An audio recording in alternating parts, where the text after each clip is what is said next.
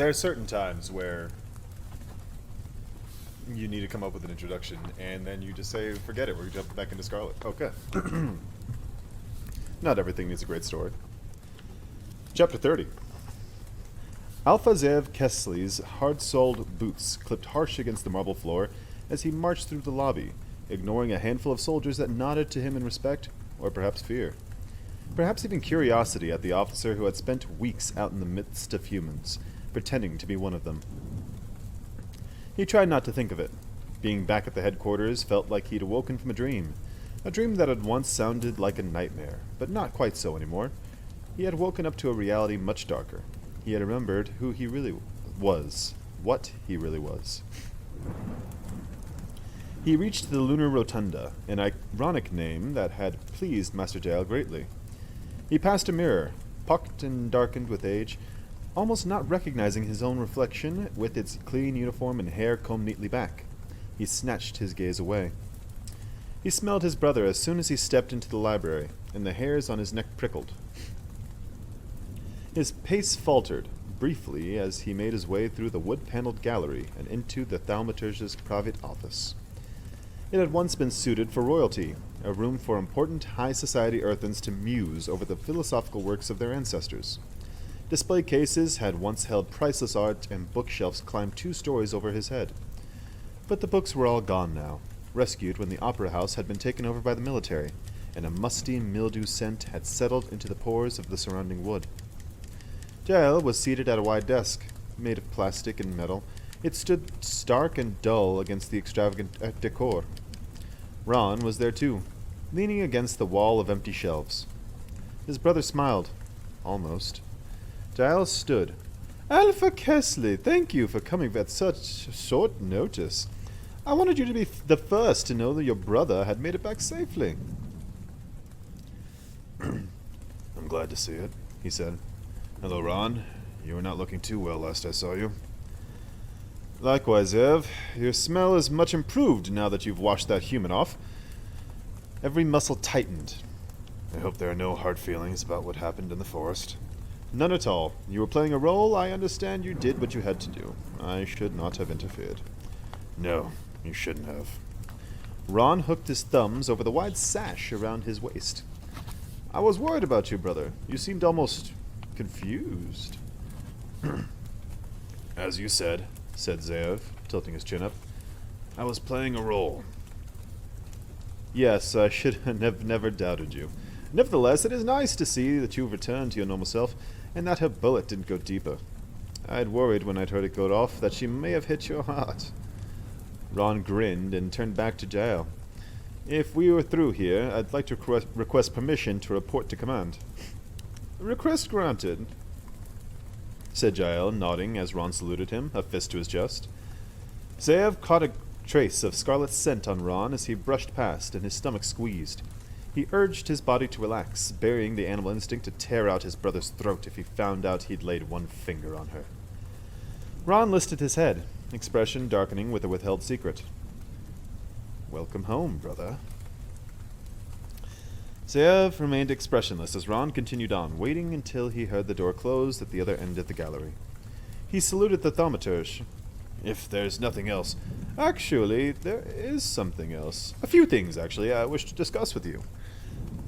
Jael sank back into his seat.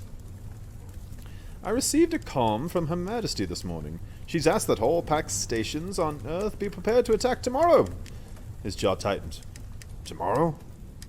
Her negotiations with the Eastern Commonwealth have not gone according to her desires, and she's quite finished offering compromises that they refuse to accept. She offered a temporary continuation of peace should the cyborg girl, Lynn Cinder, be captured and handed over to her, but that has not happened. The attack will be centered in New Beijing, beginning at midnight their local time. We will attack at 1800 hours. He tucked his hand into his wide crimson sleeves, their embroidered runes catching the light of self-sustained bulbs overhead.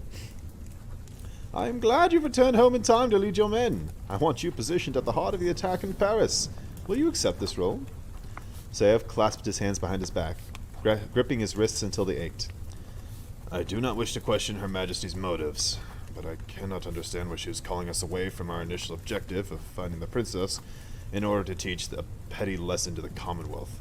Why change the priorities? Jael leaned back, studying him. It is not for you to question Her Majesty's priorities. However, I would hate for your mind to be clouded as we head into this important first battle. He shrugged. She is enraged with the escape of this Lincinda. Though she may be a mere civilian, she was able to see beyond Her Majesty's glamour. And yet, she is not a shell. Zayev couldn't keep the surprise from his face. We're not sure yet if this unusual ability is due to something in her cyborg programming, or if her own lunar gift is exceptionally strong. Stronger than Her Majesty's? We don't know, Jael said. What is strange is that this ability of hers to resist our queen is not unlike Madame Benoit's ability to resist me. To find two non-shells with the same skill in such a short period of time is quite remarkable. Unfortunately, I am no closer to determining the reason for Michelle Benoit's ability. I tested her granddaughter an hour ago. She is as malleable as clay, so she has not inherited the trait. Beyond his back, Alpha Kesley's fists clenched. Still, he couldn't shake her scent from the room, the faintest breath of her dancing beneath his nostrils. So Jael had questioned her, and Ron must have been there too. What had they done? Had she been hurt? Alpha? Yes. I apologize. I thought I'd sensed the girl. Jael started to laugh, a clear, amused laugh. It was Jael's peculiar warmth that Zev had always distrusted most. At least the other thaumaturges made a pretense of their ruthlessness, their haughty control of the lesser lunar citizens, and of their soldiers. Your senses are remarkable, Alpha. Without doubt, one of our best. He tapped at his chair before pushing himself up. And your strength of character is unequaled. Your loyalty, your willingness to make sacrifices. I'm sure none of my other men would have gone to the lengths you did to obtain the information from Miss Benoit. Gone so above the call of duty. That is precisely why I've chosen you to lead tomorrow's attack. Jael paced to the row of shelves and ran a finger along them, dust collecting, pale gray against his skin. Zev kept his expression blank, trying not to think of what sacrifices Jael thought he had made, so far above the call of duty. But she was there in his mind, the pad of her thumb brushing against his scars, her arms wrapping around his neck. He swallowed hard.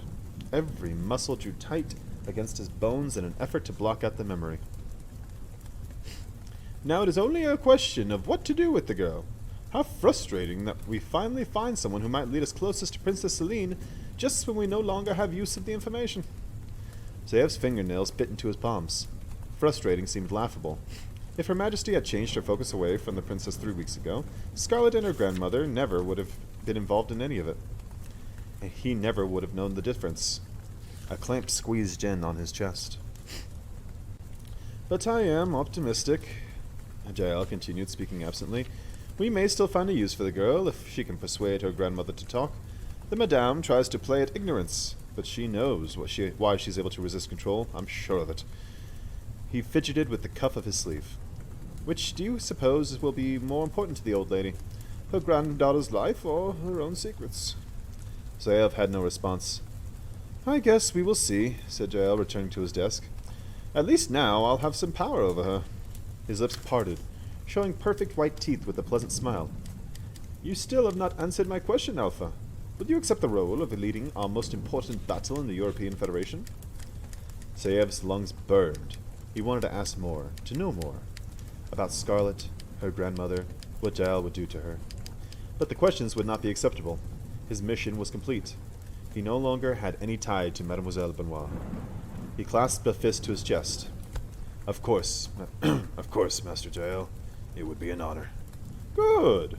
Opening a drawer, Jael pulled out a plain white box and slid it across the desk. On that, we've just received a shipment of ID chips from the Paris quarantines. I hope it won't be too out of your way to take them down for wiping and reprogramming. I want them to be ready for the new recruits I expect to arrive in the morning. He tilted back in his chair. We will want as many soldiers available as we can manage. It is imperative that the people of Earth be too terrified to even consider fighting back. Oh, shit. Alright, so that's why...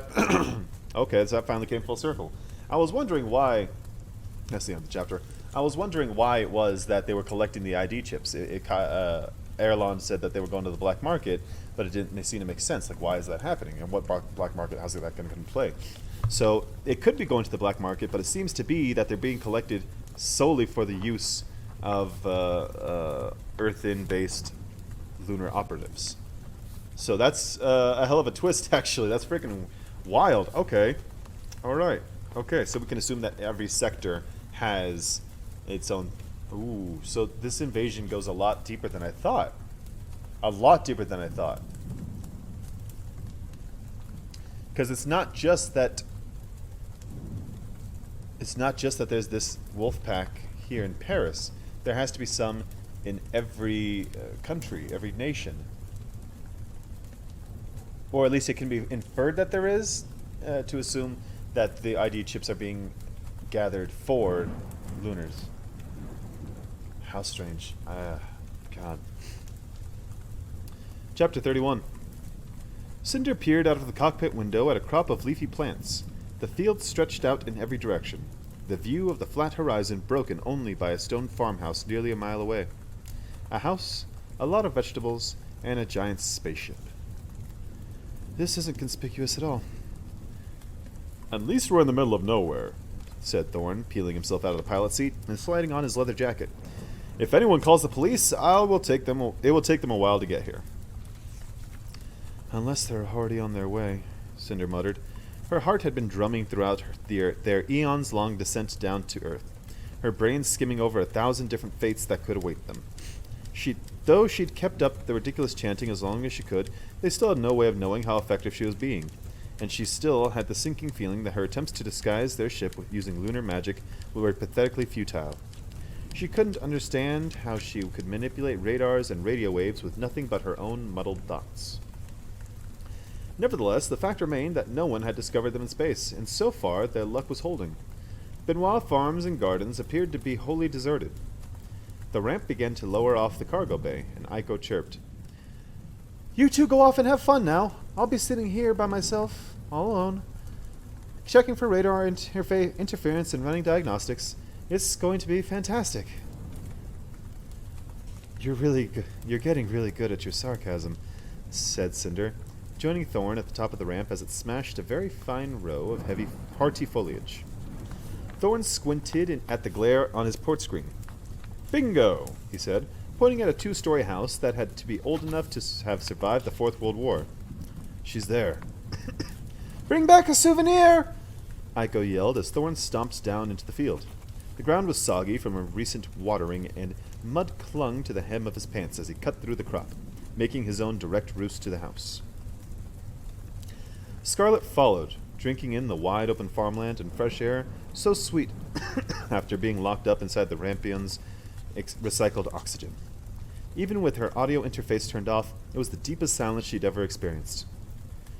It's so quiet here. Creepy, isn't it? I don't know how people can stand it. I think it's kind of nice. Yeah, like a morgue is nice. A cluster of smaller buildings were thrown haphazardly through the fields. A barn, a chicken coop, a shed, a hangar big enough to house a number of hovers or even a spaceship, though not one as big as the Rampion. Cinder drew up short when she spotted it. She frowned, stretching for the gossamer memory that seemed to recognize the hangar. Wait. Thorn turned back to her. Did you see someone? Without answering, she changed direction, squishing through the mud. Thorn trailed after her, silent as Cinder shoved open the hangar door.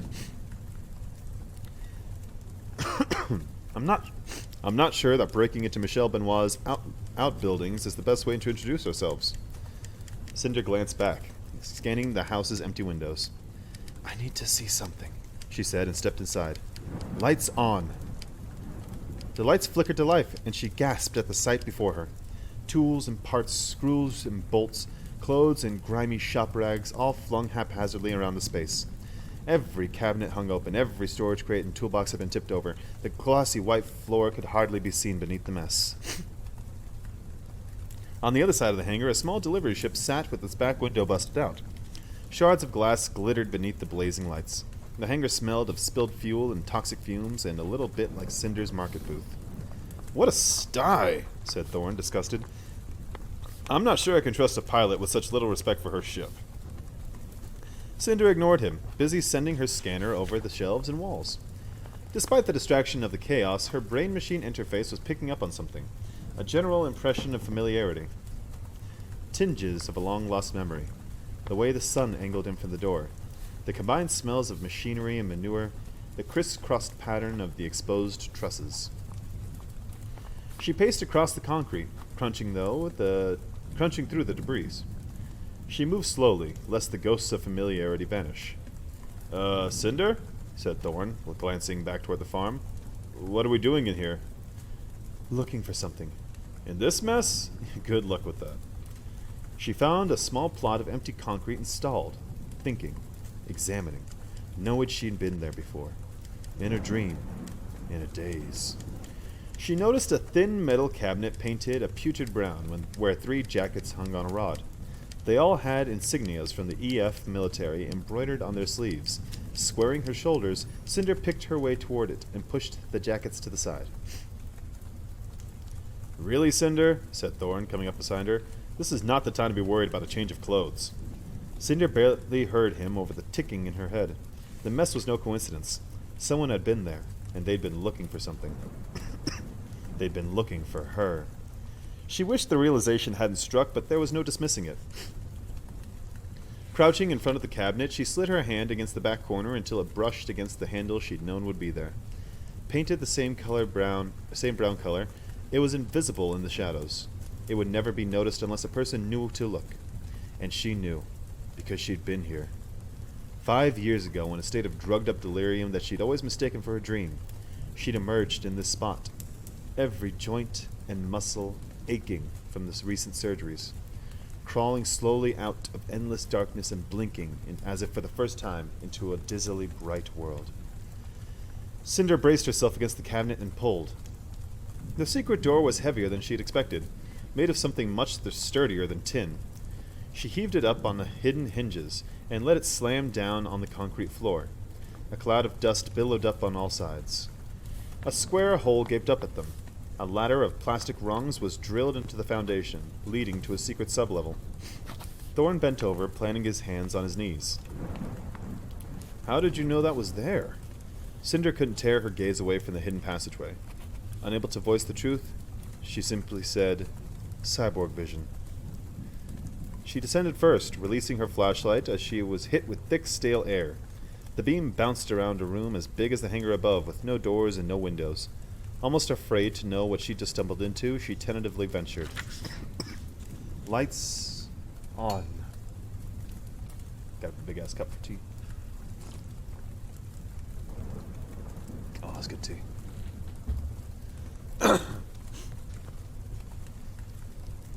She heard the sound of an independent generator click on first, before 3 long overhead fluorescents gradually brightened one after another. Thorn's shoes thumped on the hard floor as he skipped the last 4 rungs of the ladder. He spun around and froze. What is this? Cinder couldn't answer. She could barely breathe. A tank sat in the center of the room, about 2 meters long with a domed glass lid. A collection of complex machines stood around it. Life monitors, temperature gauges, bioelectricity scanners, machines with dials and tubes and needles and screens, plugs and controls. A long operating table against the far wall held an array of movable lights spouting from each end like a metal octopus. And beside it, a small rolling table with a near-empty jug of sterilizer and an assortment of surgical tools. Scalpels, syringes, bandages, face masks, towels. On the wall were 2 blank net screens. As much as that side of the secret chamber imitated an operating room, the opposite side more closely resembled Cinder's workshop in the basement of Audrey's apartment building, complete with screwdrivers, fuse pullers, and a soldering iron.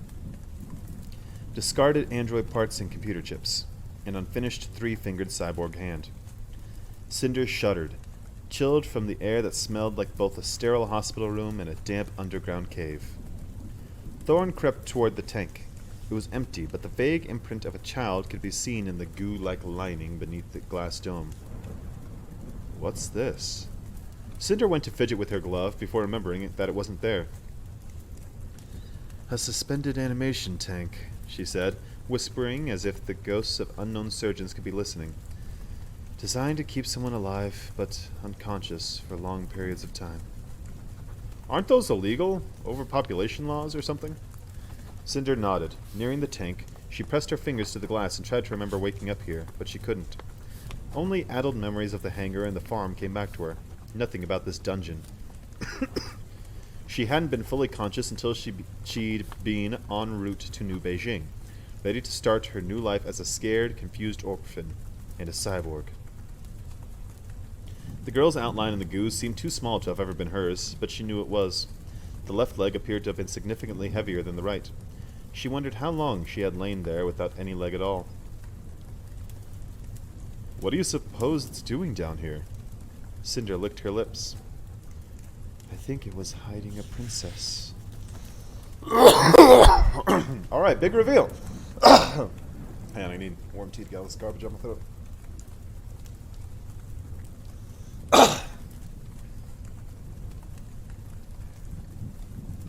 Okay, alright.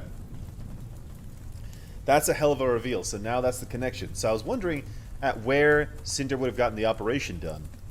Oh, this is so exciting. So we know that they got it done on the Benoit farm. Scarlet wasn't supposed to be home. The fact that she was supposed to be with her dad while Granny Benoit and Lin May met, had Cinder there, did the operation, got her the hell out of there. Or maybe even Cinder was in the basement at that time. And then Logan Tanner was the one doing the operation there. Okay. And then the suspended animation tank. I wonder, how long did they keep Cinder in there for?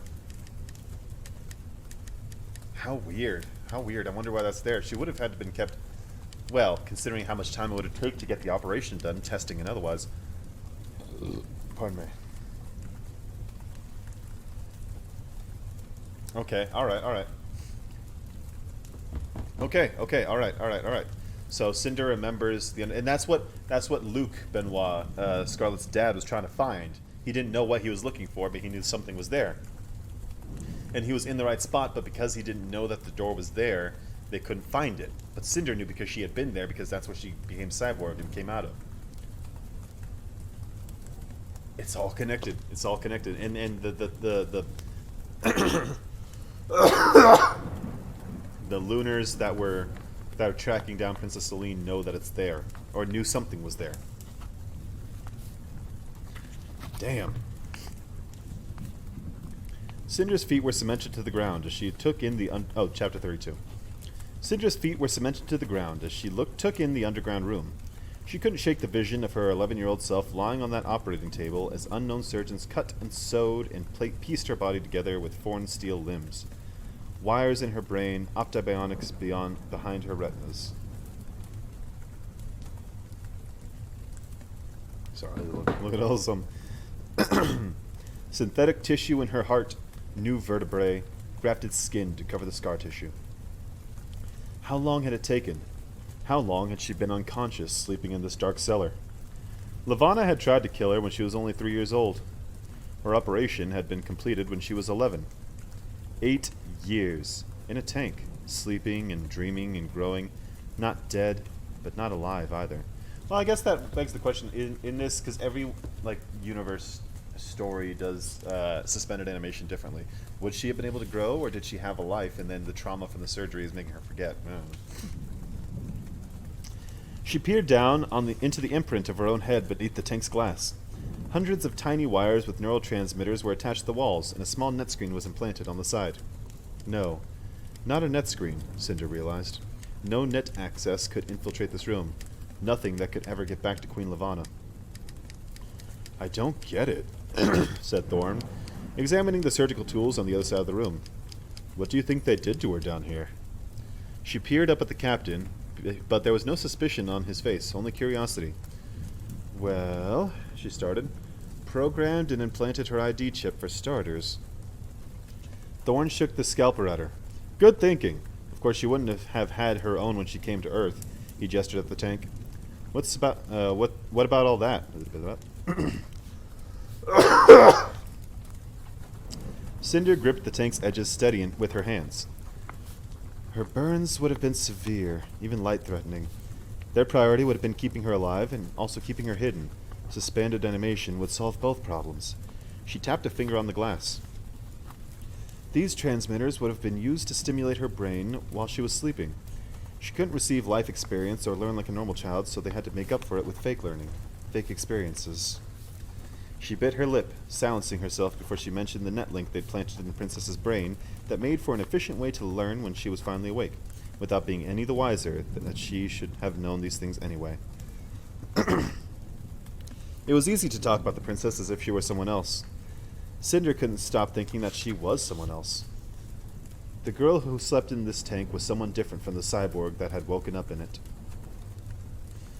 It occurred to Cinder with a jolt that this was why she had no memories. Not because the surgeons had damaged her brain while inserting her control panel, because she had never been awake to make memories in the first place. If she thought back, she could grasp something from before the coma? No, hang on. If she thought back, could she grasp something from before the coma? Something from her childhood? And then she recalled her recurring dream, the bed of coals, the fire burning off her skin, and realized it may have been more memory than nightmare. Screen on. Both screens over the operating table brightened at Thorn's command. Oh, that's Thorn. Screen on. Both screens over the operating table brightened at Thorn's command. The one on the left output a holograph of a torso from the shoulders up, spinning and flickering in the air. Cinder's heart jolted, thinking it was her, until she took in the second screen. Can we just get a good cup of hot leaf juice? I hope that was picked up by the microphone. Alright.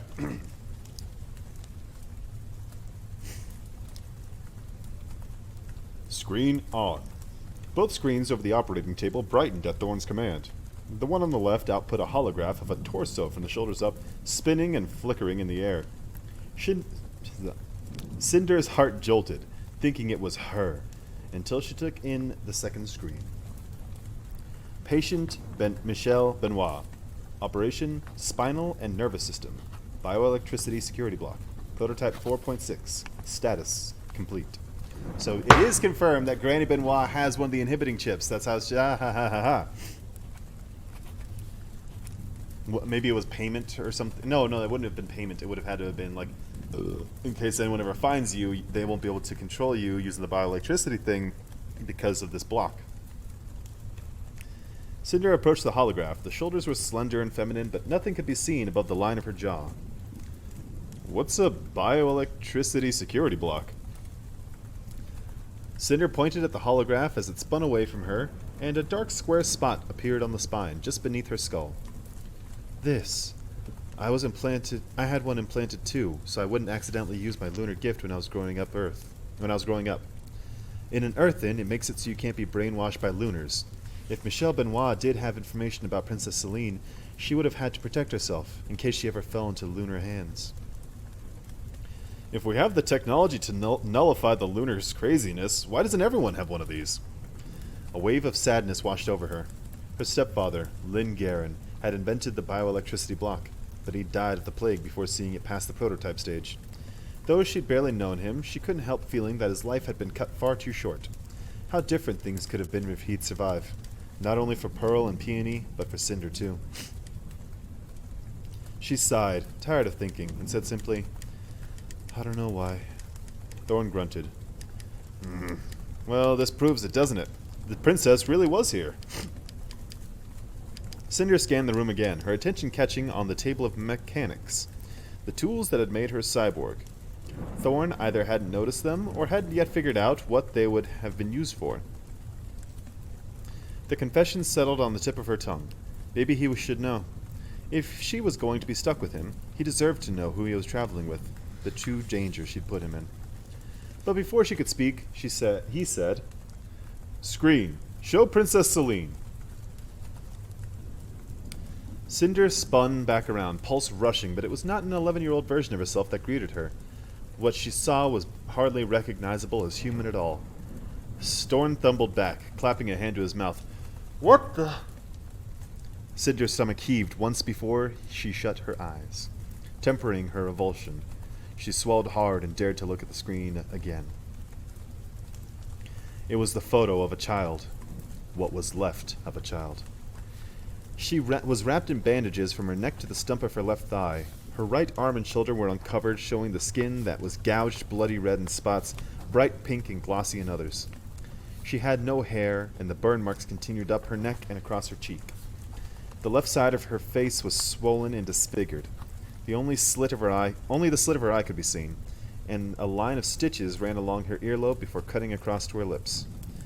Cinder raised trembling fingers to her mouth, smoothing them over the skin.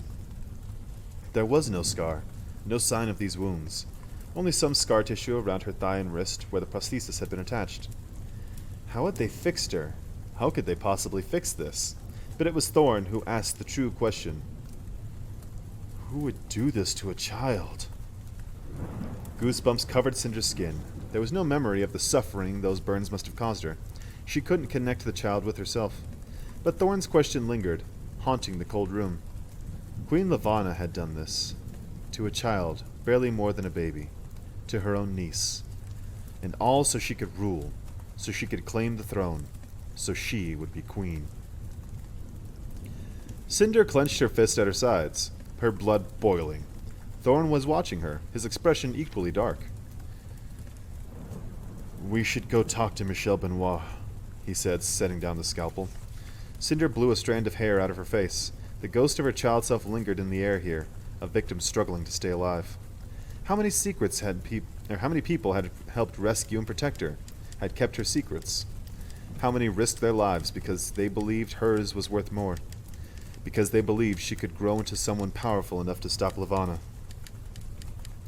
Nerves scratching at her stomach, she followed Thorn back up into the hangar, making sure to close the hidden door behind them. As they walked back into the daylight, the house still towered eerily still and silent above the small garden. The Rampion stood enormous and out of place in the fields. Thorn checked his port screen, and his voice was tight when he spoke. She hasn't moved since we got here. He didn't try to hide his stomping footsteps across the gravel. He pounded on the front door, every strike bouncing around the courtyard. They waited for the telltale footsteps within, but only the sound of chickens scratching in the yard greeted them. Thorn checked the knob, and the door swung open. Unlocked. Stepping into the foyer, Thorn peered up at the wooden paneled stairway. To their right was the living room, filled with rugged furniture. To their left was a kitchen with a couple dirty plates left at the table. All the lights were off. Hello? Thorn called. Miss Benoit? Cinder called up a netlink and traced the signals to Michelle Benoit's ID chip. The signal is coming from upstairs, she whispered. The stairs groaned beneath the weight of her metal leg. Small screens lined the wall, alternating pictures of a middle-aged woman in a pilot uniform and a girl with flaming red hair. Though chubby and covered in freckles as a child, later pictures show her quite stunning, and Thorn gave a low, "Hello, Scarlet," as they passed. Miss Benoit? Cinder called again. Either the woman was a very deep sleeper, or they were about to stumble across something that Cinder was sure she didn't want to see.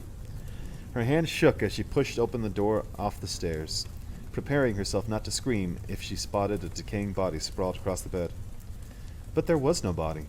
The room was an upheaval just as the hangar had been. Clothes and shoes, trinkets and blankets, but no human being. No corpse.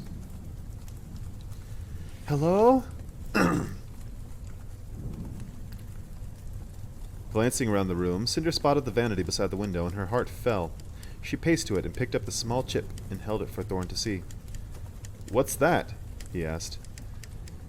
"Michelle Benoit," she said, sighing. She dismissed the netlink. "You mean she's not here?" "Try to keep up," Cinder grumbled and pushed past him into the hallway. She planted her fists on her hips and scanned the other closed door, no doubt another bedroom. The house was abandoned. Michelle Benoit wasn't here, and neither was her granddaughter. No one with any answers. "How do we track a person who doesn't have an ID chip?" Thorn said. "We don't. That's the whole point of removing it." "We should talk to the neighbors. They might know something." No, that's not how he was it. "We should talk to the neighbors. They might know something." Cinder groaned. "We're not talking to anyone. We're still fugitives in case you've forgotten." She stared at the rotating pictures. Michelle Benoit and a young Scarlet kneeling proudly beside a freshly planted vegetable bed. "Come on," she said, dusting her hands as if she was the one who had been digging in the dirt. Let's get out of here before the Rampion attracts any attention. The floorboards clapped hollowly beneath her as she tromped down the stairs and rounded the first landing. Cinder froze. A pretty girl with honey blonde curls froze in front of her. Her eyes widened, first with surprise, then recognition. They fell to Cinder's cyborg hand, and the color drained from her cheeks. Bonjour, mademoiselle, said Thorn. The girl glanced up at him. Then her eyes rolled back into her head, and she collapsed onto the tile floor. Huh. Okay, first off, I love how Thorn's first impression when he meets a new girl is, "Oh, hello there, and who's young girl? Or how's the crazy Coco? Hello there, and whose little girl are you?" Or something creepy like that.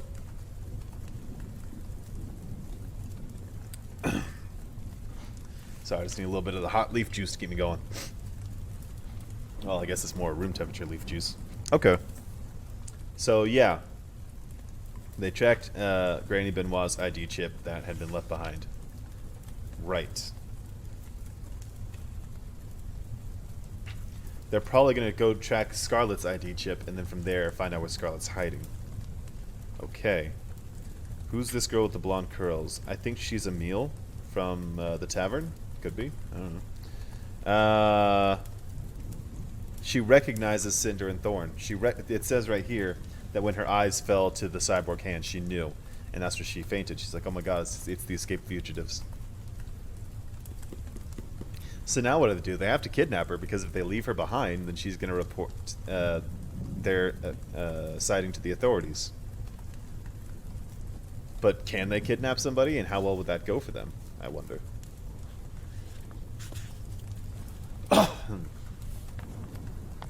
Chapter 33. Cinder cursed and glanced back at Thorn, but he only shrugged. She turned back to the fainted girl.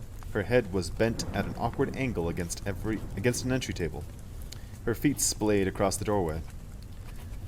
Is it her granddaughter? Cinder asked, even as her scanner was connecting the measurements of the girl's face to the database in her brain and coming up with nothing. Scarlet Benoit it would have recognized.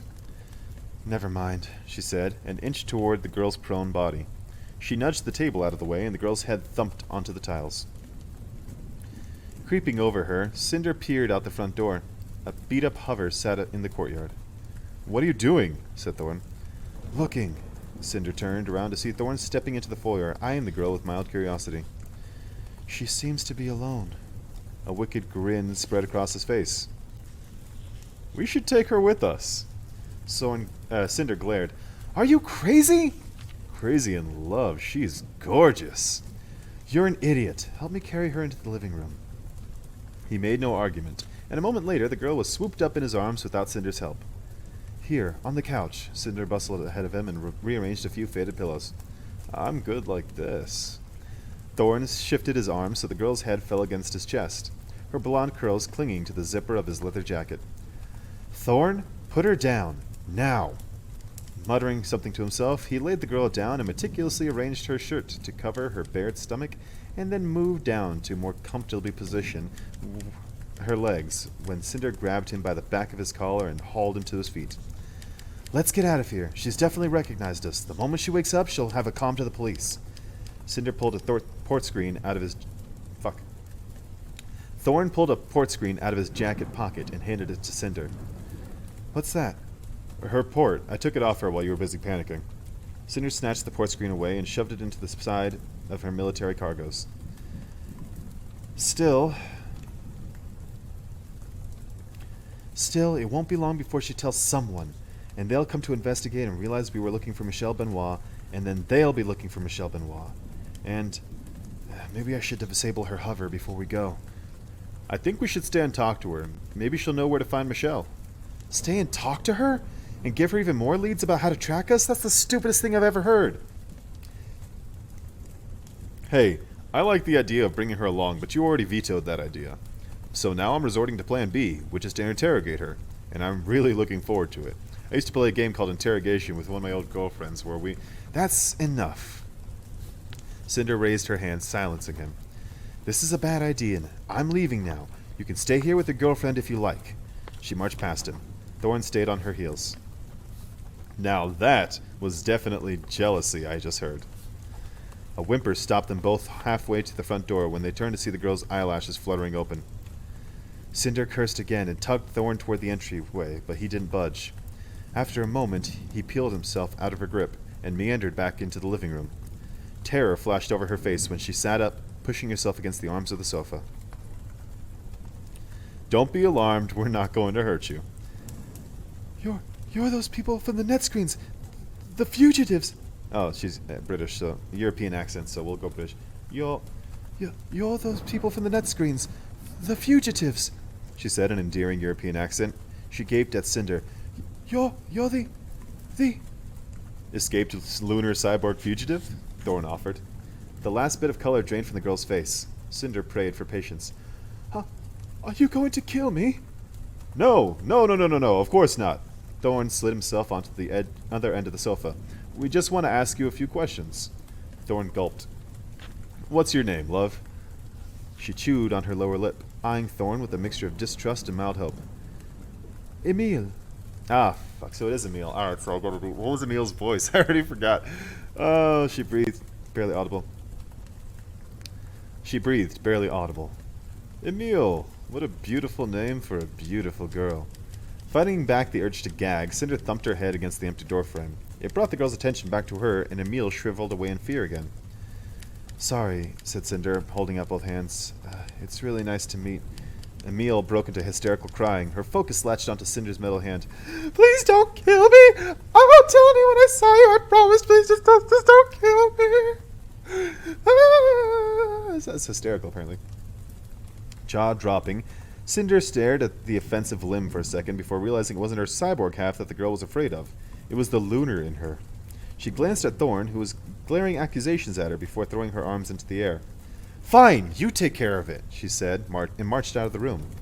She sat down on the stairs where she could hear Thorn trying to calm the girl while keeping an eye on the road through the front window. She folded her elbows on top of her knees and listened to Thorn's cooing and Emile's sobs and tried to rub away an oncoming headache. Once, people looked at her with revulsion. Now, people were terrified of her. She wasn't sure which was worse. She wanted to scream to the world that it wasn't her fault she was this way. She'd had nothing to do with it. It surely wouldn't have been her choice if one had been given to her. Lunar, cyborg, fugitive, outlaw, outcast. Cinder buried her face in her arms and urged the swirling injustices away. She would not get carried away with self-loathing. She had too many other things to worry about. In the next room, she could hear Thorn mentioning Michel Benoit, pleading with the girl to tell him something, anything useful, but all he got back were blubbery apologies. Cinder sighed, wishing there was some way she could convince the girl they meant her no harm, that they were in fact the good guys. Her body tensed. She could convince the girl of that, quite easily. Guilt flooded her veins a moment later, but it didn't quite dispel the temptation. She scanned the horizon, still seeing no sign of civilization beyond the fields. She folded her fingers together, debating.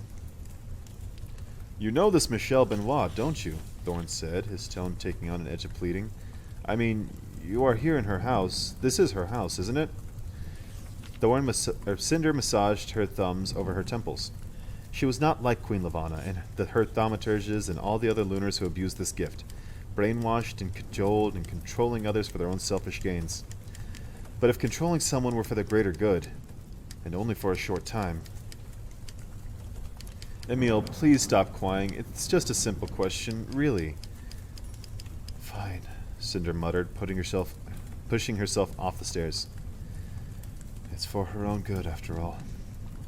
Taking in a breath to dispel the guilt, she stepped back into the living room. The girl's gaze whipped toward her, eyes puffed. She cowered away.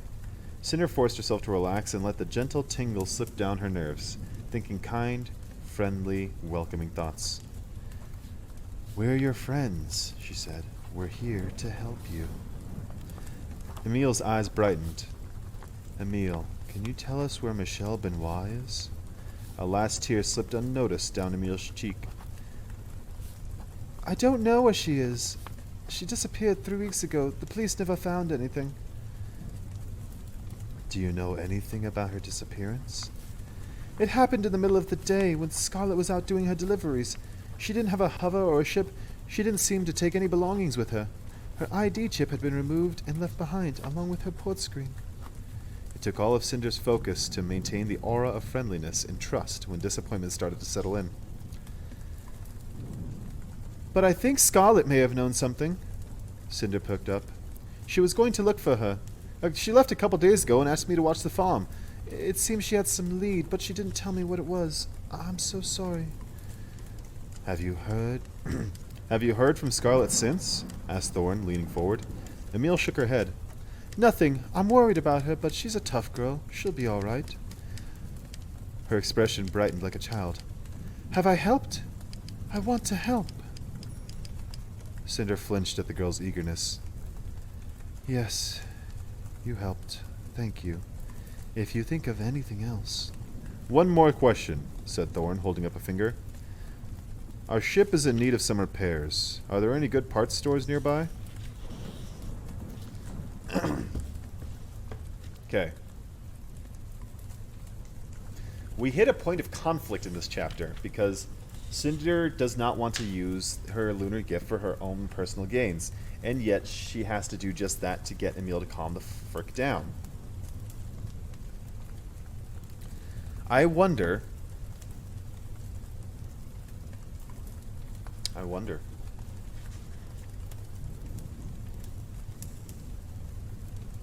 It's sad. It fills me with sad, the section of her expression brightened like a child. Have I helped? I want to help. Just that controlled. She has no idea. Anytime a lunar gift is used, the glamour's used, it scares me.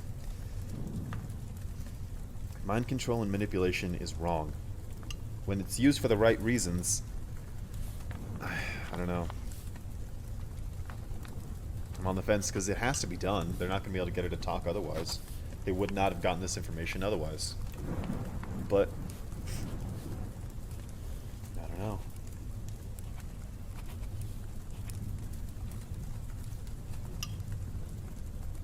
And the question, not a question, but the interesting thing is, well, Thorn's right. They need a parts store.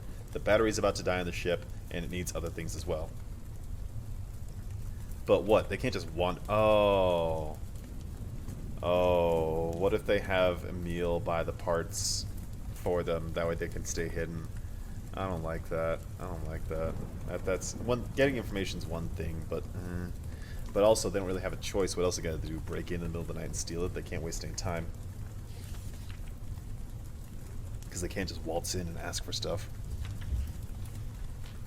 There's a lot of emotional conflict in this. Chapter 34.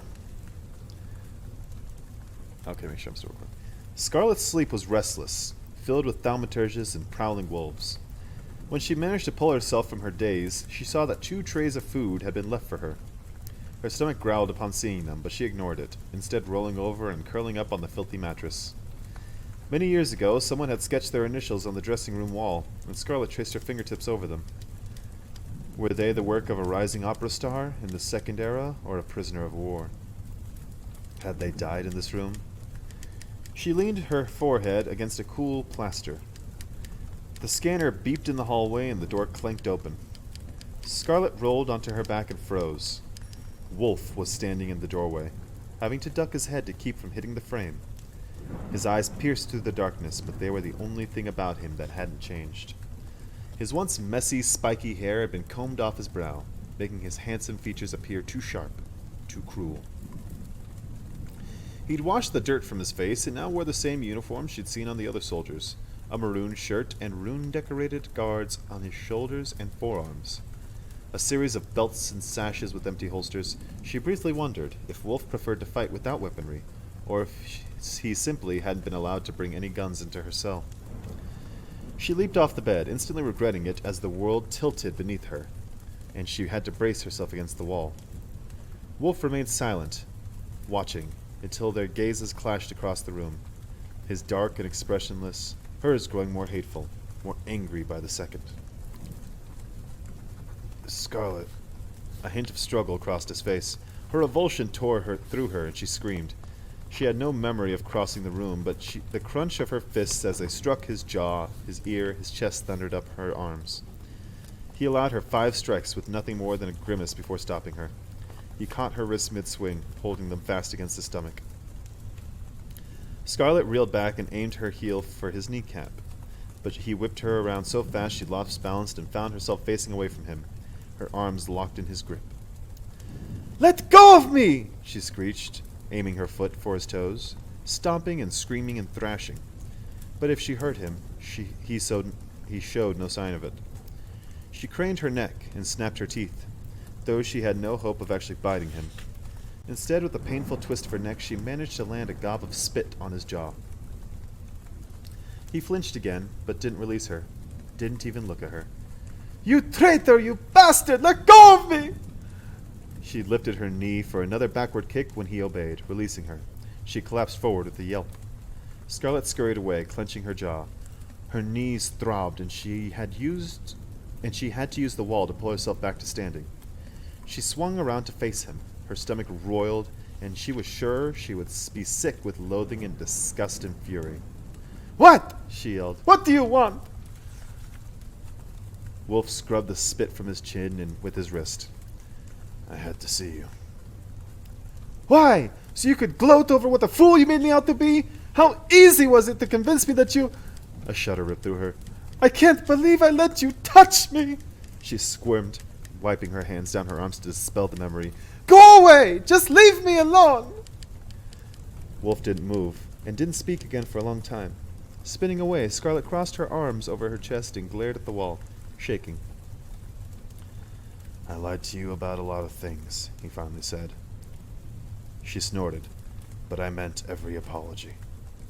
She scowled, seeing bright spots on the wall. "I never wanted to lie to you, or frighten you, and I tried in the train." "Don't you dare!" She faced him again, digging her nails into her arms to keep herself from lashing out and making an idiot of herself again. "Don't you even think about bringing that up, or just trying to justify what you did to me, what your people have done to my grandmother."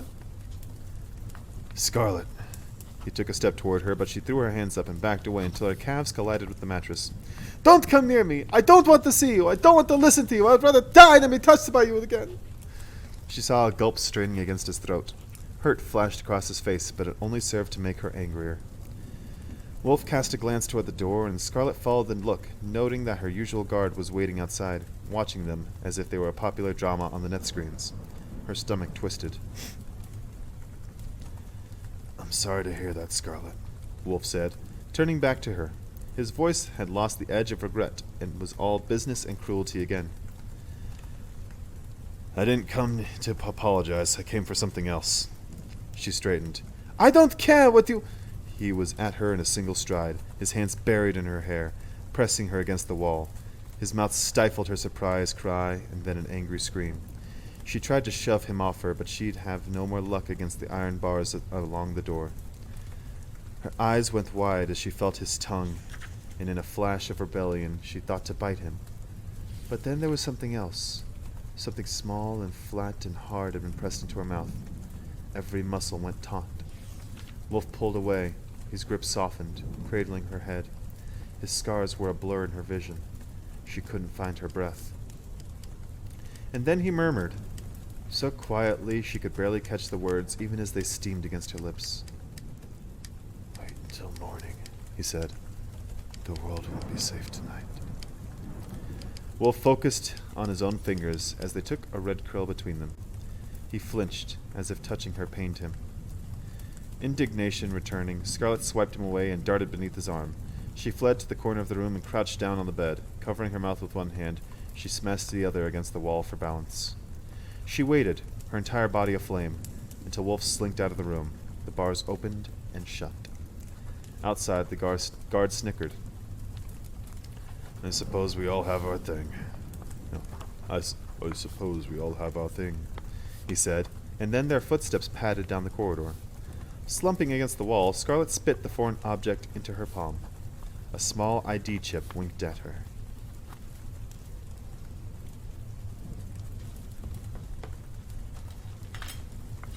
He does still care. He knew what he had to do, he knew the whole thing, but he did actually develop real feelings for her. And even though he can't go back on what he had to do for his mission, he wants to still try and take care of her. I'm still mad at him, but I like that he did that.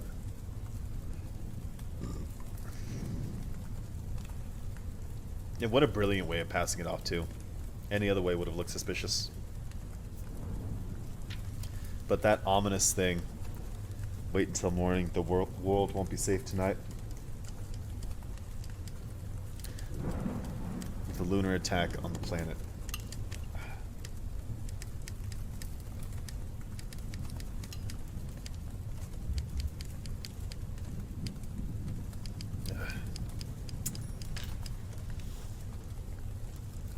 Book 4.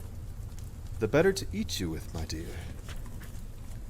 Chapter 35. This is the last book, because the other one was 4 books. This is book 4. This is the last book on this one. We're close. I mean, look at how much this is. We're almost there. We're very close. I am eager. Going into book 4, let's establish a couple things. So, Scarlet and Thorn are at the Benoit farm.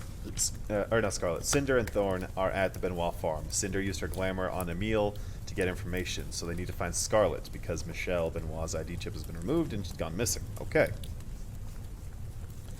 Scarlet is currently being held captive at the Opera House by Wolf and this pack of wolves under Master Jael, a thaumaturge. The thaumaturge is apparently all have a new directive for all the packs that are on the planet, that they are to attack the human populace at midnight, or at 1400 hours, so at 2 in the morning.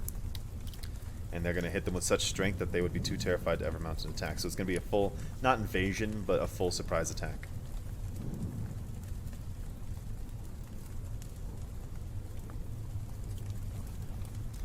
Wolf gave Scarlet an ID chip saying, escape in the morning. Scarlet's going to try and leave with her grandma. Cinder and Thorn have no idea that the world's about to end.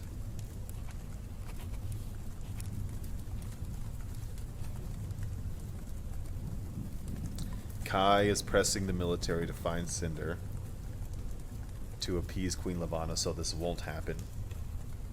Obviously, this is not working out well.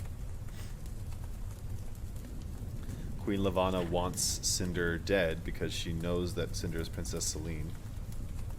Or at least it's alluded to the fact that she knows.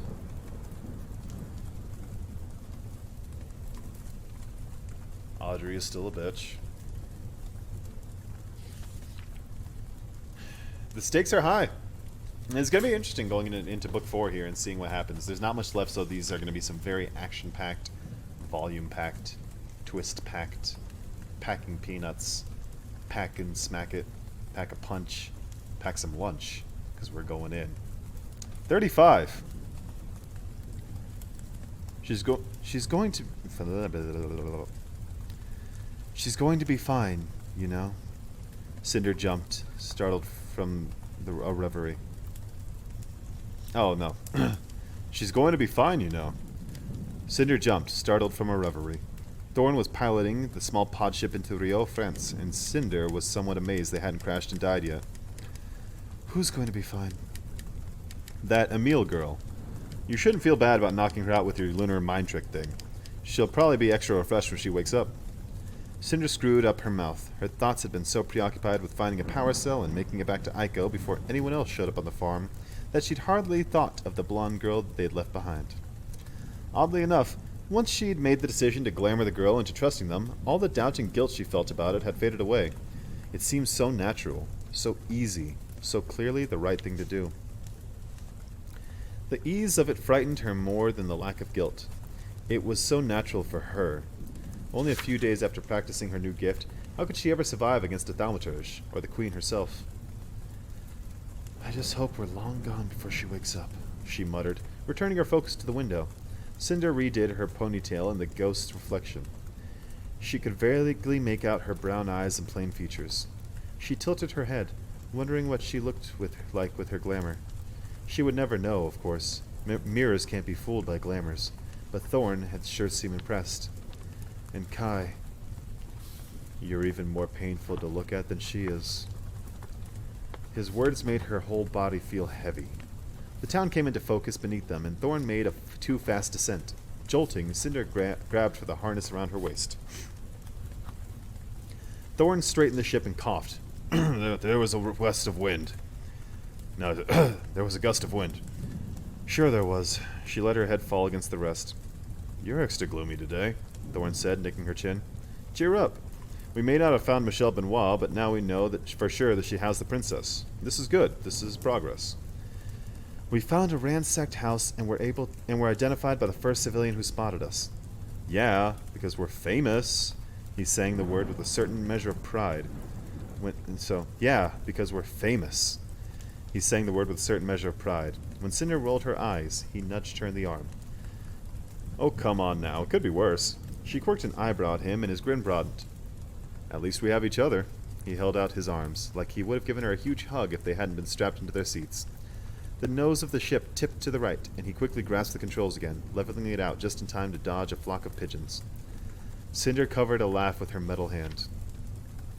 It wasn't until Thorn had landed, crookedly, on a cobblestone side street that Cinder began to realize what a bad idea this was.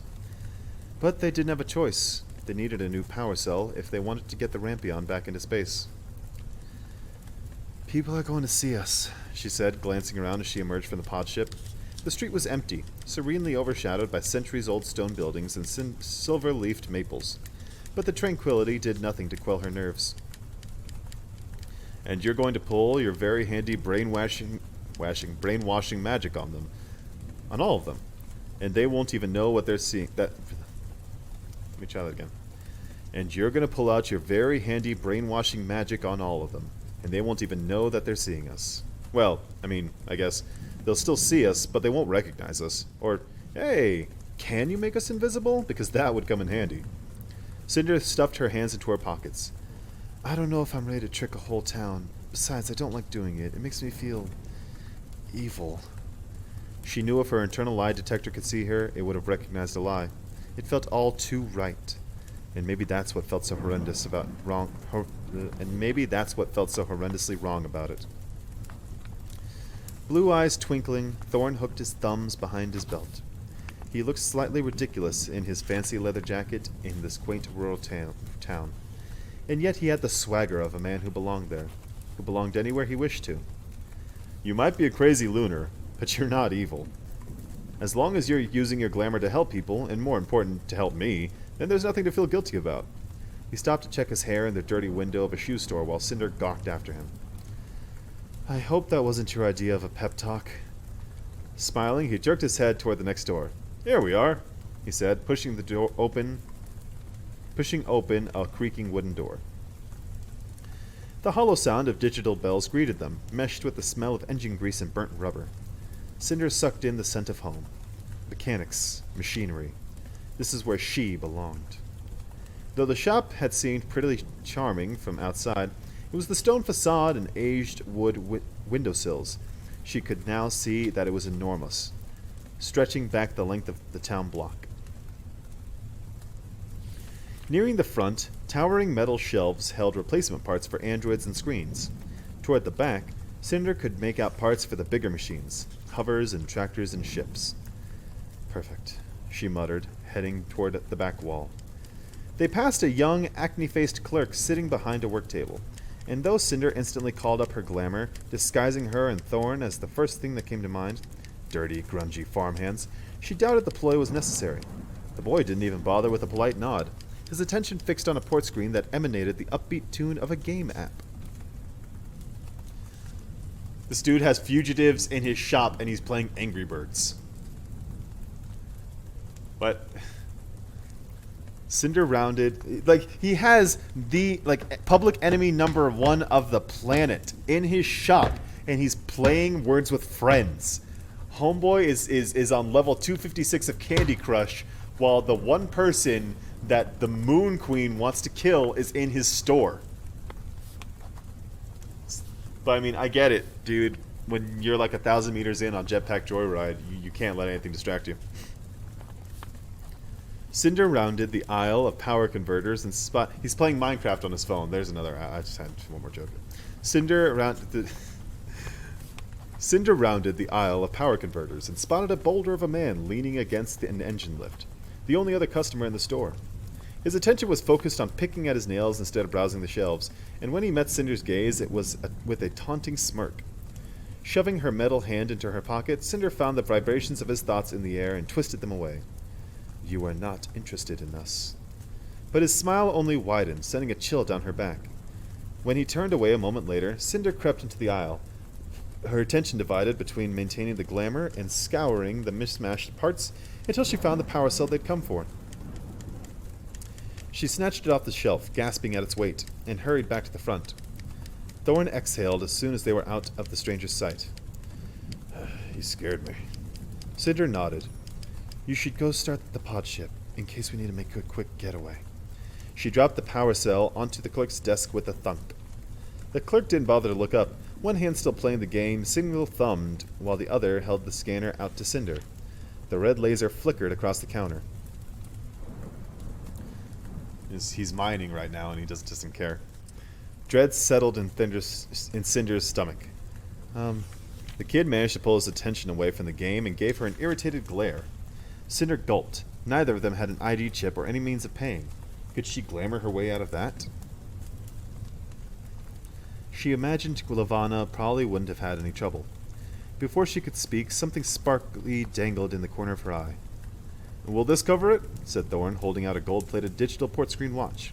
Cinder recognized it as the one Alec had been wearing, the man who owned the spaceship hangar in New Beijing. Thorn! She hissed. This isn't a pawn shop.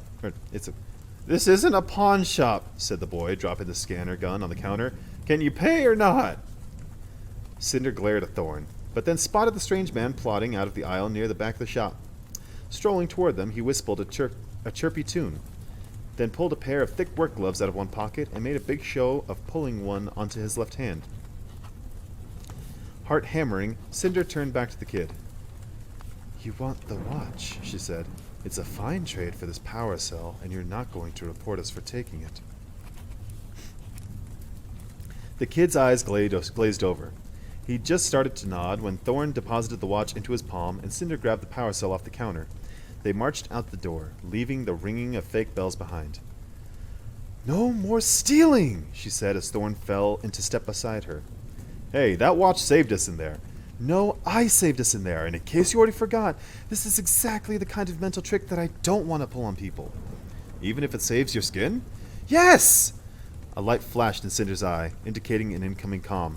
A moment later, words began to track across her vision. We've been detected. Police. We'll keep them out as long as possible. She stumbled in the middle of the street. What? Said Thorn. It's Aiko. The police have found the ship. Thorn paled.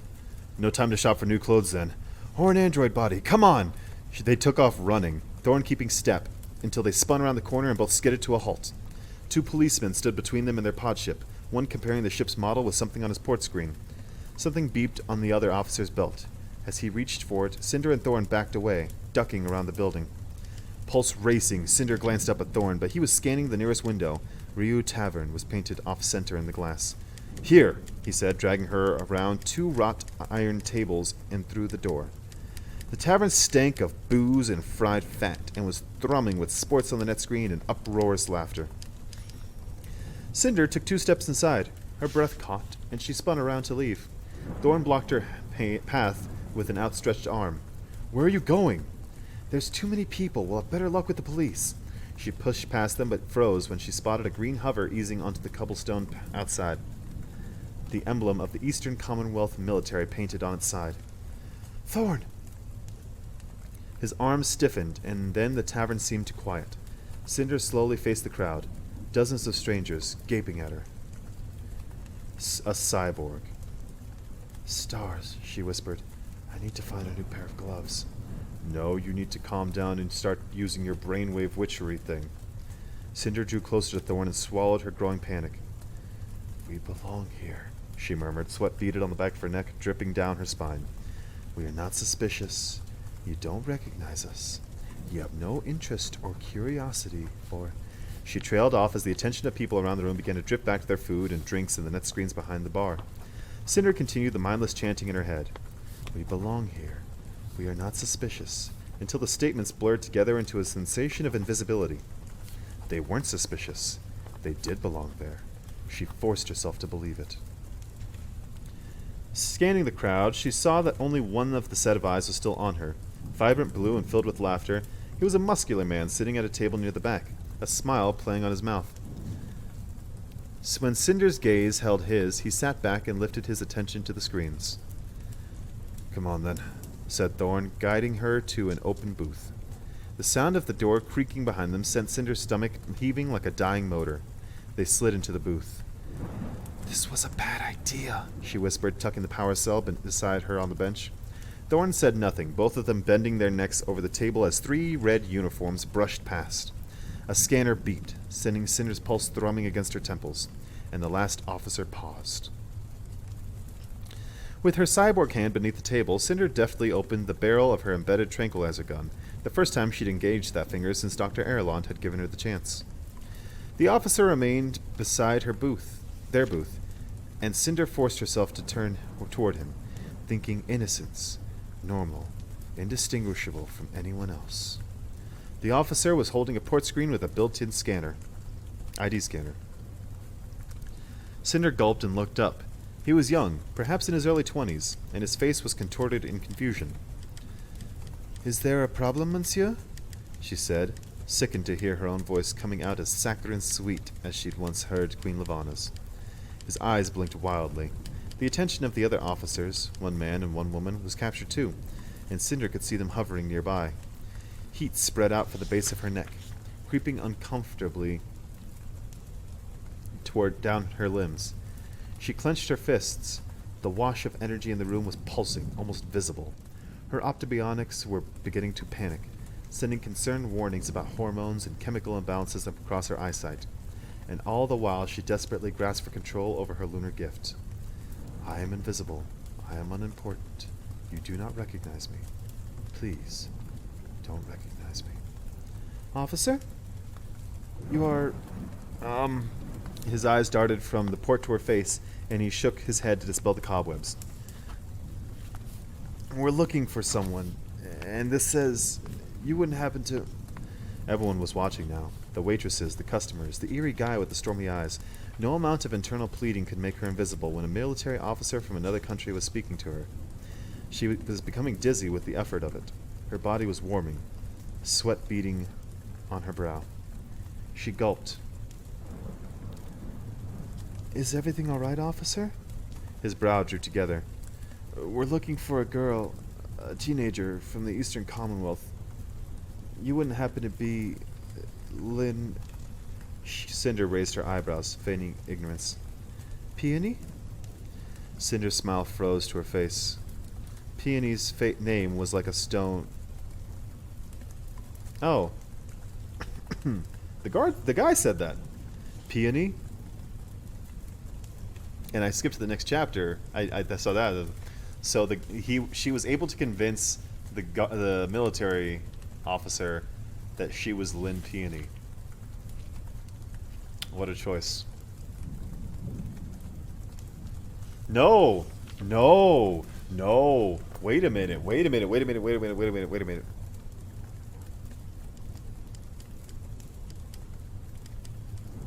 Audrey told Kai that Cinder took Peony's ID chip.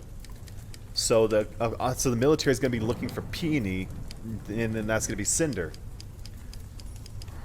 So she can't even use the ID chip that she's kept this whole time to help fake getting around. And then tracking that ID chip, she's going to have to abandon the ID chip. Man, I did not expect that. Oh, shit. That's how they found her. They're looking for Peony's ID chip. Oh, fuck, that's smart. Oh, I didn't even think about that. All because Audrey was being a bitch. Whoa. That's freaking cool. Chapter 36. Cinder's smile froze to her face. Peony's name was like a stone on her chest, pressing the air out of her lungs as memories fell across her vision. Peony scared and alone in the quarantines. Peony dying, with the antidote still in Cinder's hand. The pain was instant. fire ripping through her muscles. Cinder cried out and gripped the table, nearly falling out of the booth. The officer stumbled back and the female comrade yelled, "It's her!" Yeah, because the shock from thinking of Peony made Cinder drop the glamour. So Cinder felt the table being shoved toward her as Thorn jumped up. It took a moment for the burning to dwindle. The taste of salt lingered on her tongue, and someone screamed, and in the muddle of her brain, she heard chair and table legs screeching across the floor. The woman's voice. "Lynn Cinder, we are taking you into custody." A red text flashed across her retina. Internal temp above recommended control temp. If cooldown procedure does not engage, automatic shutdown will occur in 1 minute. Lynn Cinder, slowly place your hands on top of your head. Do not make any sudden movements. She blinked past the bright fog in her vision, barely making out the officer with the gun pointed at her forehead. Behind her, Thorn was singing a punch at the nose of the young man with the port, who ducked, then swung back. The third officer had his gun on the two men as they collapsed in a brawl onto the nearby table. I like how Thorn just immediately jumps into the fray and starts wailing. Oh, he's so cool. He's a bit pompous, but he's so cool. Cinder took in a deep breath, glad that only the residue of the pain lingered beneath her skin. 50 seconds until automatic. She released the breath slowly. Shutdown countdown paused. Temperatures dropping. Cooldown procedure engaged. Lynn Cinder, the woman said, put your hands on top of your head. I have been authorized to shoot to kill if necessary. She forgot that one of the fingertips was open, ready with a dart as it passed her gaze. Slowly come out of the booth and turn around. The woman stepped away to allow Cinder room to maneuver. Behind her, Thorn grunted as a punch collided with his stomach and he slumped over. Cinder recoiled at the sound, but did as she was told, waiting for her guts to stop churning, for the weakness to pass. She tried to prepare her brain for the attempt, knowing she would only get one more chance at it. She stood from the booth just as they were ratcheting handcuffs around Thorn's wrists. Cinder turned around. From the corner of her eye, she saw the officer reach for her belt. You don't want to do that, Cinder said, cringing at the lovely serenity of her own voice. You want to let us go. The officer paused and stared at her with hollow eyes. You want to let us go. The command was directed at all the officers, at everyone in the tavern, even the frightened patrons who had pushed themselves against the back wall. Cinder's head buzzed with the return of strength and control and power. You want to let us go. The female officer dropped her arms to her sides. We want to let you... A guttural cry ricocheted across the tavern. Beyond the officer, the man with the blue eyes moved to stand, but then collapsed over the table. The table's legs snapped from the weight, and he crashed to the floor. The other customers pulled away from him, everyone's attention diverted. Cinder glanced at Thorn, who was watching the spectacle with his hands locked behind his back. The stranger snarled. He was crouching down on all fours, saliva dripping from his mouth. Beneath dark eyebrows, his eyes had taken on an eerie luminescence in a crazed, bloodthirsty expression that twisted Cinder's stomach. He curled his fingers, pulling his nails across the hard floor, and peered up at the terrified faces around him. A growl rolled up from his throat, and his lips curled, revealing teeth that came to a fine point. More canine than human. Oh, fuck! So there was another pack member in the tavern. So was there two pack members in the tavern at all times when Thorn was there? Or maybe they were there to keep an eye in case anyone came looking for a Scarlet or something. Oh, I wonder why he's there. Cinder pressed herself against the bench. Sure, her momentary meltdown had fried something, that her optibionics were sending cross messages to her brain. But her vision didn't clear. In unison, the military officers rounded their guns on the man, but he showed no concern. He seemed pleased at the horrified cries, the way the crowd surged away from him. He lunged for the nearest officer before he could pull the trigger. His hands wrapped around the officer's head. A loud snap, and the officer fell lifeless to the ground.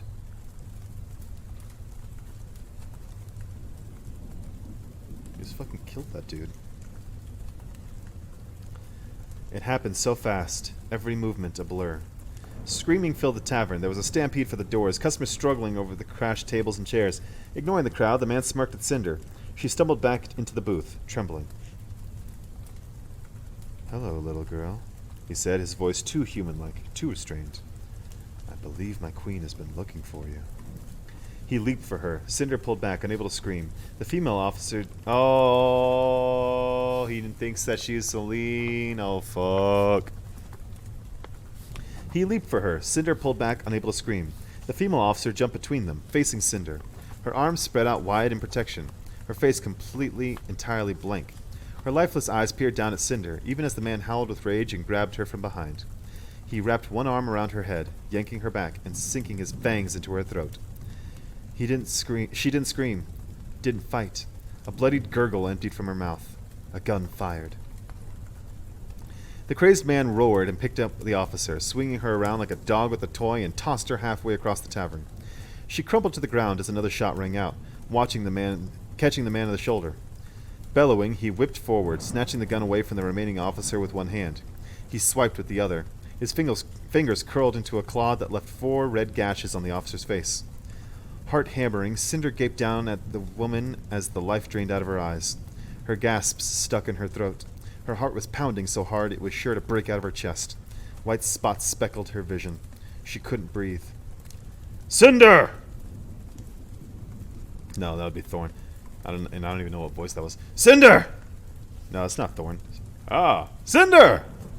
She searched the room, dazed, and found Thorn scrambling out from behind a toppled table with his hands still latched behind his back. He collapsed to his knees beside the bench. Come on! The cuffs! Her lungs burned. Her eyes stung. She was hyperventilating. I killed her. What? Or what? I killed... She was... This is no time to go crazy, Cinder! You don't understand. It was me. Thorn threw himself at her, his forehead hitting hers so hard she yelped and fell back onto the bench. Pull yourself together and help me unlock these things! She grabbed onto the table and hauled herself back up. Head aching, she blinked at Thorn, then the officer who lay slumped against the wall, neck dangling at an odd angle. Her brain was struggling to grasp onto reality. She lurched forward, dragging Thorn with her through the toppled chairs. Crouching forward beside the first fallen officer, she grabbed his arm and held up his wrist. Thorn twisted his hands toward her, and the cuffs blinked and fell open. Cinder dropped the limp hand and stood. She bolted for the door, but something grabbed her ponytail and hauled her backward. She cried out, falling onto a table. Glass bottles shattered beneath her, water and alcohol soaking into the back of her shirt. The crazed man hovered over her, leering. Blood was dripping out from his lips and his bullet wounds, but he hardly seemed to notice. Cinder tried to scramble backward, but she slipped, a shard of glass slicing through her palm. She gasped. I would ask what brought you to Little Rio, France, but I think I already know. He smiled, but it was haunting. But I gave him a weird voice.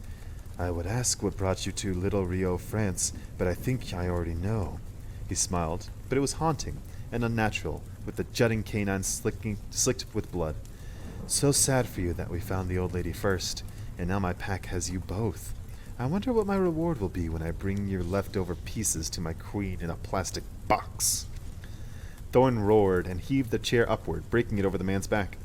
The man spun around, and Cinder used the distraction to roll off the table.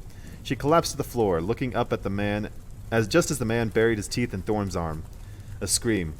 Thorn! The man pulled away, chin dripping with blood, and let Thorn collapse to his knees. His eyes glistened. Your turn.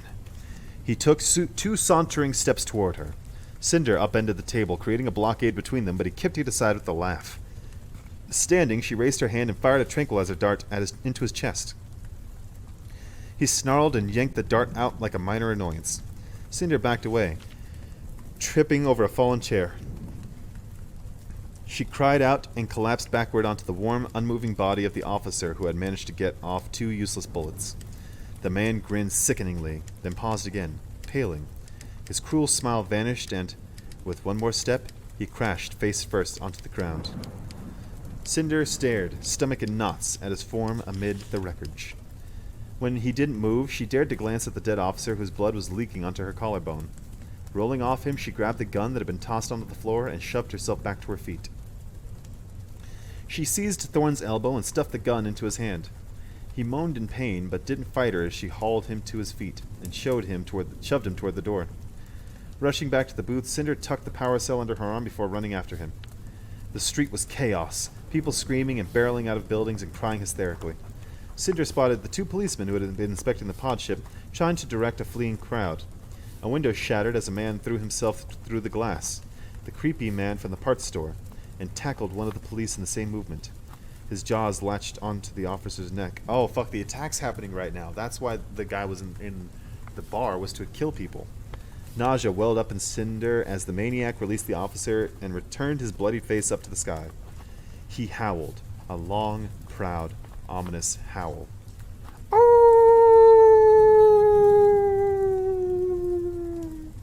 That would be what I assume, but it would be deep. Ooh. Hang on, because I think that'd be fun. Oh.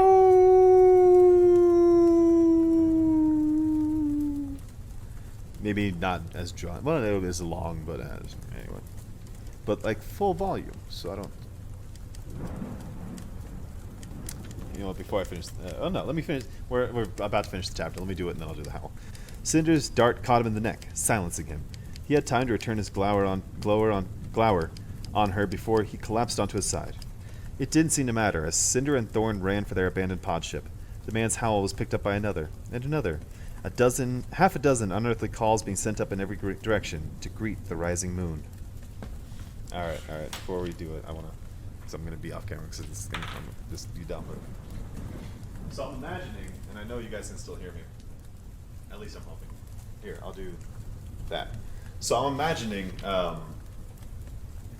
it would be like a sort of like your adrenaline's pumped. You're about to fucking kill someone, or you just killed someone. So it would be like and the volume's gonna be loud, so maybe it's my nose.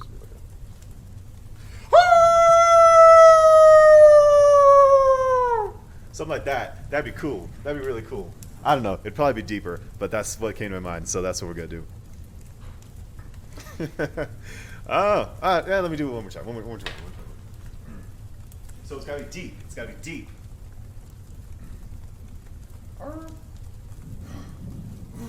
Oh no, that's a lot more growl. No, not like that. Not like that.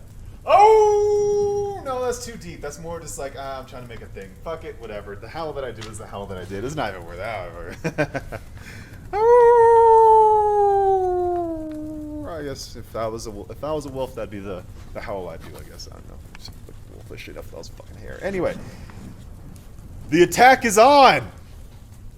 The wolves are attacking. It's the end of the world as we know it.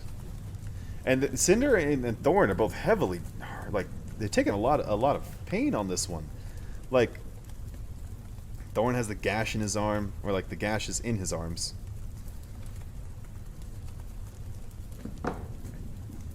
Because it would be two gashes because he bit into his neck. We don't know which forearm. I'm going to guess the right. So, two gashes in his arms, right? Cinder got knocked around a lot. She sliced her palm. I'm assuming it's the left. She has water and alcohol on her back.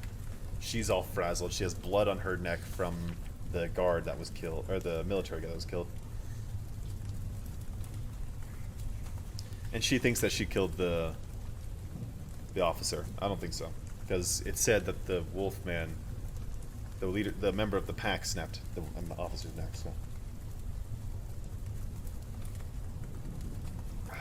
Cold leaf juice now. Chapter 37. What was that? Thorn yelled as they peeled the pod ship off the street. Flying lower and much faster than regulations suggested, they fled over the patchwork of crops that surrounded the town of Rio. Cinder shook her head, still panting. They were lunar. He mentioned his queen. Oh, she was still panting. They were lunar. He mentioned his queen. Thorn slammed his palm down on the pod ship's control board, cursing. I knew lunars are supposed to have some screws loose, no offense, but those men were psychotic! He practically gnawed off my arm! And this is my favorite jacket! Cinder glanced over at Thorn, but his injured shoulder was the one turned away from her. She could, however, make out a red welt where he'd pounded his forehead into hers in order to snap her from her delirium. She pressed her cool metal fingers to her own forehead, which was starting to throb, and noticed a skein of text in her vision that she'd been too terrified and too distracted to notice before. Where are you? Aiko's panicking. Thorn swerved around an abandoned tractor. I forgot about the police. Is my ship all right? Hold on. Sick to her stomach as at the swerving, Cinder gripped her harness and called up a new comm. On our way. Are the police still there? Aiko's response was almost instantaneous. No, they stuck a tracking device to the bottom of the ship and left. Something about a disturbance in Rio. I'm looking at the net screens now, Cinder. Are you seeing this? She gulped but didn't answer. The police are gone. They left a tracker. Well, that's predictable. Thorn swooped down, catching the tip of a windmill on the landing gear. Cinder saw the Rampion only a few miles off, a large gray splotch amid the crops, barely discernible in the night. Heiko, open the pod ship dock. By the time the pod dipped toward the Rampion, the dock was wide open. Cinder squeezed her eyes shut, bracing herself against the seat as Thorn drove it toward it too fast. But he released the thrusters just in time, and soon they were coming into a very rocky sudden stop. The pod shuddered and died. Cinder had tumbled out of the side door before the lights faded. Heiko, where's the tracker? Stars, Cinder, where have you been? What's going on out there? No time. The tracker. It's under the starboard landing gear. I'll get it, said Thorn, marching toward the wide-open doors. Heiko, seal the dock soon as I'm out. Then open the main hatch. Cinder, get that power cell installed. He jumped down off the dock, and Cinder heard a squelch of mud where he landed. A moment later, the interlocking doors began to slide shut. Wait! The doors froze, leaving a space not larger than Cinder's pounding head between them. What? Cried Heiko. I thought it was out. Did I crush him? No, he's fine. It's Cinder. So, wait! No, he's fine. I just have to do something. Chewing on her lip, she knelt on one knee. Yanking her pant leg up, she unlatched the compartment to her prosthetic leg and found 2 small chips lodged in the mess of bundled wires. The direct communication chip glittered with its peculiar iridescence, and Peony's ID chip, still caked with dried blood. Those officers had tracked her through Peony's chip, and she wouldn't have been surprised if Levana's minions had found her the same way. I'm so stupid, she muttered, prying the chip loose. Her heart suddenly clamped up, but she did her best to ignore it as she brushed a quick kiss against the ID chip and threw it out into the field. It glinted once in the moonlight before vanishing into the dark. It's all right. You can close the doors now. As the doors clanged shut, she threw herself toward the pod ship and pulled the power cell off the floorboard. The engine room glowed with the red emergency lights. Her retina display had already pulled up the plans by the time she slithered on her stomach to the ship's exterior corner and unbolted the old power cell. When she yanked it free, the whole ship went black. She cursed to herself. Cinder! Came Thorn's distraught scream from somewhere overhead. Cinder flicked on her flashlight and tore off the protective packaging of the new cell. Her breaths coming in short, panicked gasps. It didn't take long for the engine room to grow stifling hot without the cooling system. She plugged a cable into the cell's outlet, then bolted it to the engine. Already she was forgetting how she'd ever managed to survive without the screwdriver in her new hand as she secured the cell to the wall. The overlaid blueprint on her vision zoomed in as she connected the delicate wires. Gulping, she punched the restart code into the mainframe. The engine hummed, grew louder, and soon purred like a content cat. The red lights flickered back on and were just as quickly replaced with bright whites. Heiko? The response was almost instantaneous. What happened? Why won't anyone tell me what's going on? Exhaling, Cinder dropped to her stomach and wriggled back toward the door. She grasped the ladder rungs that led to the ship's main level, calling out, Ready for takeoff! No sooner had the words left than the combustors flared beneath her and the ship lurched up off the ground. Cinder screamed and grasped the ladder, clinging it tight as the Rampion hovered momentarily before shooting up into the sky, away from the destruction happening in Michelle Benoit's beautiful hometown. When they'd entered orbit again, Cinder found Thorn in the cockpit, slumped in his chair with both arms draped toward the floor. We should clean our wounds, she said, seeing the dark spot of blood on his shoulder. Thorn nodded without facing her. Yeah, I definitely don't want to catch whatever he had. Oh, no, that's not. Yeah, I definitely don't want to catch whatever he had. Her right leg shaking under her own weight, Cinder made her way awkwardly into the med bay. Grateful she'd had the forethought to clear the crates away from it, and found an assortment of bandages and ointments. Nice takeoff back there, she said when she joined Thorn in the cockpit. Captain? He grunted, sulking as Cinder used her embedded knife to cut open his sticky sleeve. How does it feel? She asked, examining the bite marks on his arm. Like I was bit by a feral dog. Are you lightheaded? Woozy? You lost a lot of blood. I'm fine, he said, glowering. Pretty upset about my jacket. It could have been a lot worse. She ripped off a long band of medical tape. I could have used you as a human shield, like that officer. Her voice hiccuped on the last word. A headache was coming on, starting in her desert-dry eyes as she wrapped a bandage around Thorn's arm and taped it. What happened? She shook her head and peered down at the gash in her palm. I don't know, she said, awkwardly wrapping the tape around it too. Cinder. I didn't mean to. She slumped back in her own chair. She felt sick, remembering the dead, blank stare of the woman as she put herself between Cinder and the man. I just panicked, and the next thing I knew, she was there in front of me. I didn't even think. I didn't try. It just happened. She shoved herself out of the chair and marched out into the cargo bay, needing room. To breathe, to move, to think. This is exactly what I was talking about! Having this gift is turning me into a monster, just like those men, just like Lavana. She rubbed her temples, biting back her next confession. Maybe it wasn't just being lunar. Maybe it ran in her blood. Maybe she was just like her aunt, just like her mother, who had been no better. Or maybe, Thorn said, it was an accident and you're still learning. An accident? She spun around. I killed a woman! Wrong inflection. I killed a woman! Thorn held up a finger. No, that blood-sucking, howling wolfman killed her. Cinder, you were scared. You didn't know what you were doing. He was coming after me, and I just used her! And you think he would have left the rest of us alone once he had you? Cinder clamped her jaw shut, stomach still churning. I get that you feel like it was your fault, but let's try to put some of the blame where it belongs here. Cinder frowned at Thorn, but she was seeing that man again, with his haunting blue eyes and sick smile. They have Michelle Benoit, she shuddered, and that's my fault too. They're looking for me. Now what are you rambling on about? No, it wouldn't be too sassy, it would be more caring. Now what are you rambling on about? He knew that's why we came to Rio, but he said they'd already found her. The old lady, he said. But they only came after her because they were trying to find me. Thorn pulled a palm down his face. Cinder, you were being delusional. Michelle Benoit housed Princess Celine. If they tracked her down, that's why. It has nothing to do with you. She gulped, her entire body shaking. She might still be alive. We have to try and find her. Since neither of you will tell me anything, said Aiko, her voice taut, I'll just have to guess. Were you by chance attacked by men who fought like starved wild animals? Thorn and Cinder traded glances. Cinder noticed that the cargo bay had grown abnormally warm during her tirade. Good guess, said Thorn. They're talking about it all over the news feeds, said Aiko. It's not just France. It's happening all over the world. Every country in the Union. Earth is under attack.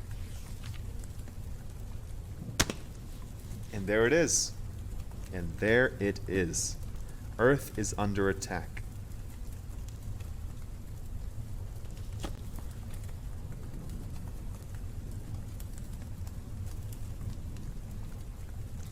It's war. It's time for war. This sort of thing is the thing from war. And I knew it was going to happen in this book. I knew that that Kai wouldn't be able to find Cinder. I knew that Lavon was going to be pissed. It's wartime. It's now officially, legitimately war. This isn't even war. It's an occupation. It's pest control. Lavana's been waiting for this moment. She set everything up. The Earth wasn't prepared for this. And on this day, the world stood still. Hang on. I can't.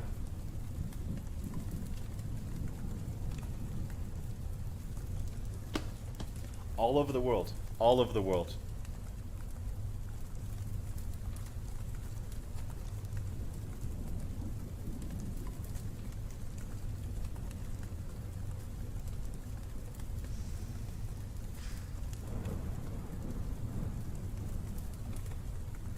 Sorry, the weight of war on a planetary scale is a lot to take in.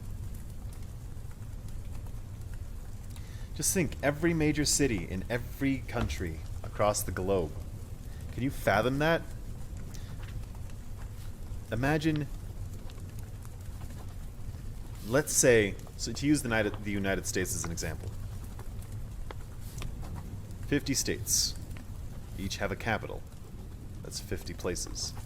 But every state is huge, so we can argue within a certain reasonable doubt that there's 5 major cities into each state. Let's just say as a general rule, I'm probably undershooting it. 5 major cities for every state.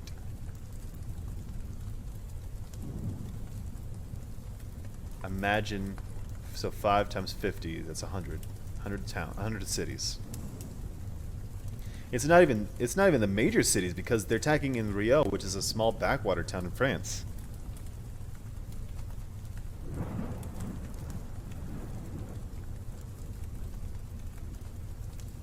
So then we have to assume,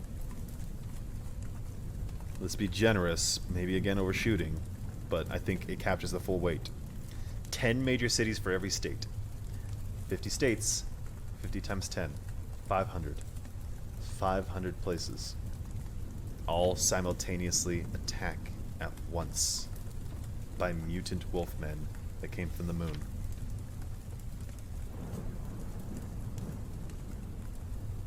Now imagine that in every country on the planet. Every country on the planet. You know how big the planet is? To amass a force of that size.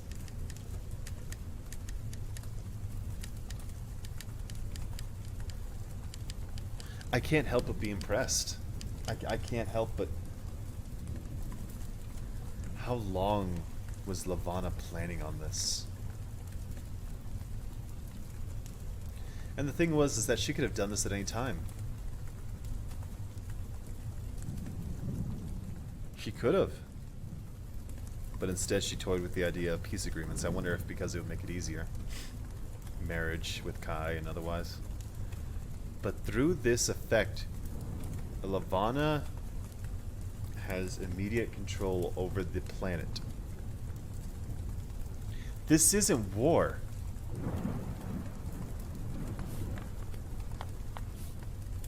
She's already won.